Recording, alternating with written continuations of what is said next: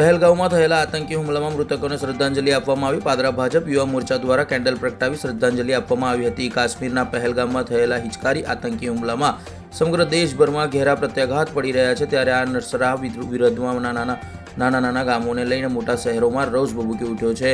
ત્યારે પાકિસ્તાન પ્રેરિત આતંકીઓ વિરુદ્ધ કડકમાં કડક સજા થાય તેવી માંગ સાથે મૃતકોને શ્રદ્ધાંજલિ આપવામાં આવી છે.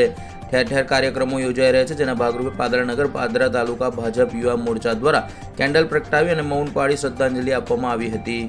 કાશ્મીરના પહેલગામમાં જે આતંકવાદીઓ દ્વારા હિચકારી હુમલો થયો છે, અમે એને કડક શબ્દોમાં વખોડીએ છે અને ભારતીય જનતા પાર્ટી યુવા મોરચા દ્વારા કેન્ડલ માર્ચ દ્વારા એમને શ્રદ્ધાંજલિ આપીએ છીએ.